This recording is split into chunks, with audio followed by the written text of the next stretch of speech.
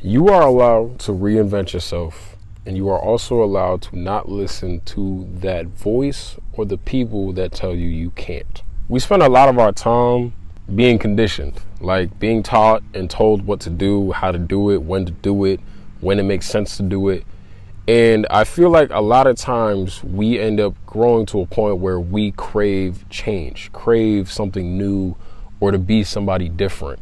It's almost as if like you outgrow the person you used to be naturally, but for some reason we make that sound like it's an issue. We become like afraid, fearful, and we hesitate at the idea to transform, become something new, different, and maybe even question what it is that we've been told our whole lives. I don't blame any of us though, because individually we were all taught that sameness or following the status quo is what works and is what's going to get you far in life. I mean, just think about the activities that we were shown or taught as kids, and even the education system that we were groomed and conditioned to be in that style of learning and information. Nothing is new in that sense. You're not allowed to question or go against, maybe even questioning the standard. You always have to follow and listen to what is being told to you, because that is the right way.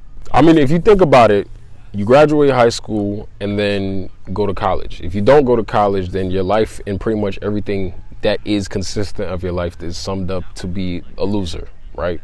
Or if you do go to college and you don't graduate and get the job that you were supposed to, you failed. What was it all for? Most of us are spoon-fed the same trajectory or path in life, and the reason for that being is because those before us and after us are going to show or have shown that it is a proven system that achieves a set standard or goal. The security of that life that you get from there can be comfortable, but at what cost? You got to think about it in the sense like, what do we lose in the process of acting in ways that just get us to be accepted by those surrounding us? Like, what's the cost of being so similar that there are TikTok memes and pages and just videos and content that literally describe your archetype in one video? I won't lie, that's gonna be hard to get rid of though. Like, we're humans, we're tribal creatures. We need like little subgroups and archetypes to feel like we belong in things and to be a part of something. That's I say that just to say this though. I'm not saying this to say that you need to be the most wild card character person ever created on planet Earth. But I am saying it because you should be allowed to evolve, change, and reinvent yourself without fear of judgment and criticism from everybody. And if you think about it, criticism and critiques and judgment, it's going to come one way or another. But the fact that that's what stops most people from reinventing themselves or being the person that they actually want to be is kind of sad in a way. We attach ourselves so much to our identities that we don't ever sit down and question to ourselves, is this who I even want to be anymore? Does this person that I am associate with the person that I think and want to be up here? Do you really want to be known as that person that did that one thing that you've completely outgrown and does not associate with you at all? Do you want to be represented as somebody who just isn't you anymore? That doesn't associate, that doesn't equate to you, that doesn't have the same values anymore. We grow and change every single day. And to think that when you show that change, people have this weird ick or feeling towards you is the craziest thing to me. I don't understand it. Everything is allowed to grow and evolve and change in this day-to-day life. But for some reason, I feel like we as people like to keep people small, keep people the same, not allow people to figure out who they want to be. And honestly, I feel like that's why we celebrate the people who are daring enough to be different and continuously do it regardless of the criticism or the backlash, anything like that, because it's so rare that somebody will actually go against the grain and be themselves no matter what, even though the status quo is to be same. I ask this, do you really want that personality that you have now to be you? Does that truly represent the person that you are, that you want to be? Mine wasn't. I didn't feel like the personality that I had associated or resonated with the person I wanted to be anymore. So I stopped. I just stopped being the person that I felt like just wasn't me.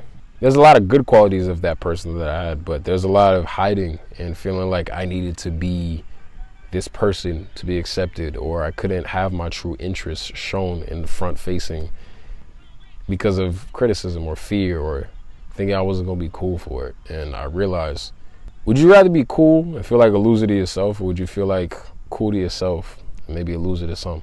For me, it was the most uncomfortable thing to do, because for so long I was known as an entertainer in my city, in my small, micro space of popularity.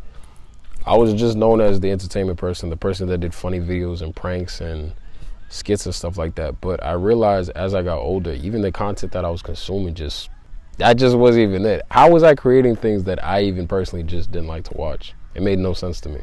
It was fun, don't get me wrong. I definitely enjoyed making that kind of content. I always liked the fact that I was able to get a laugh out of somebody whenever they watched my videos. The shift started when I got older and I realized the content that I was consuming and the content that I was producing just didn't correlate with each other at all. And the thing is, it didn't make sense to me, but I continuously kept doing it because I wanted to be trendy, or I felt like that was the only way that I would be accepted in that community, or that social media community that I so badly wanted to be a part of. I was mentally disassociated with it because in my head, I thought that that was the only path to getting to this goal of mine, which was being this S-tier YouTuber that got accolades and respect. Jesus, somebody just yelled their lungs out. But I felt like that was the only way that I could get respect and hit my goal of being the S-tier YouTuber, and it wasn't. And I conformed thinking that that was the only way.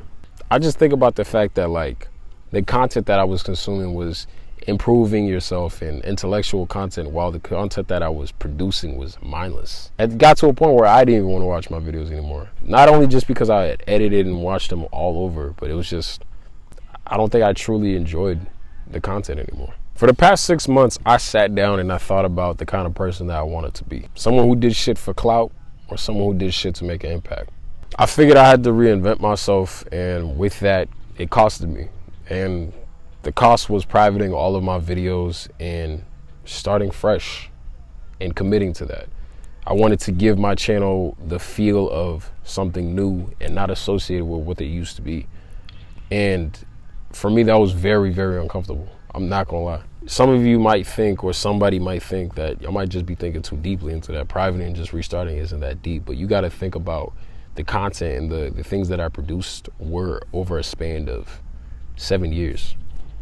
And to private all of that and act as if it didn't exist anymore, or even just show people what I was once capable of, kind of hits. I'm not gonna lie. It kind of feels like, damn, like you really can't see the true capabilities of things I could do. But I don't mind it because it's forcing me to be someone new, someone that I feel like I truly know I can be and want to be. I swing this to you by saying that most of the time when you want to change or be better, it is not going to feel comfortable, and you are not going to be accepted by the people around you. It will be completely painful to change into the person you want to be, but it also will feel the most relieving at the same time, because you finally get to be the person you truly want to be. Those interests that you had might not resonate with people anymore, or your new fashion sense might make people get turned off from you. Shit, you might outgrow people that you used to be so close with, and that's okay for you and for them.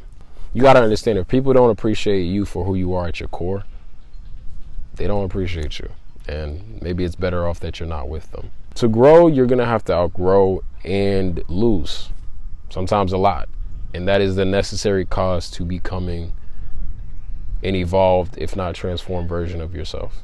You will not always be liked, and you will not always be loved, and that is completely okay. Once you can sit with that idea and allow it to be part of you, you will understand that you are okay, you are enough for yourself. You owe it to yourself to be who you want to be. If positive, of course. If what you want to be is truly negative and shameful, keep that shit tucked away. I don't condone none of that shit. I don't want no parts of it. No parts. Shit. Keep that shit tucked and find another course of action, bro. I'm not gonna lie. The person you are, the essence of who you are, will always be true, and it will stay the same.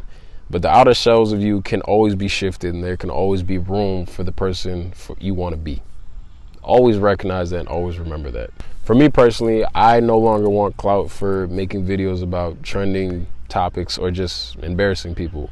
I want clout for giving genuine feedback and actual value to people, or even just giving insightful thoughts, maybe timeless words that people can sit down and genuinely think on and can outlive me. I want everything that I say to outlive me. In the grand scheme of things, you will not know what the full picture looks like. Neither do I. But you can only figure out what that picture is going to look like piece by piece. You have to do one brushstroke at a time, one decision at a time, one action at a time, one thought at a time, and one action at a time. That is all you can do. You can never plan 20, 30 steps ahead and expect every single step to go. But you can plan your next step and just do that step. So I've never done this, but I feel like maybe this will help. I have an action step for you if you're watching this and you've made it to this point. I want you to write 3 things that you would like to reinvent about yourself. And they don't have to be the biggest things, but if it's something that you feel deep down in your heart you have wanted to change and improve and evolve into, write those 3 things down. And I want you to just focus on one. Focus on one and make every decision that you can to improve and become that one reinvention. When that is done, worry about the second. And when the second is done, the same way you did the first, worry about the last one. And just stack little bricks on top of each other. Don't worry about completely changing your whole identity overnight. That is work. You gotta understand. If you want to be a fashion person, bro, this shit take work. You gotta get some fits together, you know what I'm saying? You gotta understand you get one life, and I think the best way to truly live that life is to live it the way you want to. So I leave you with this quote by Jim Rohn. If you are not willing to risk the usual, then you have to settle for the ordinary. I'm rooting for you, and good luck.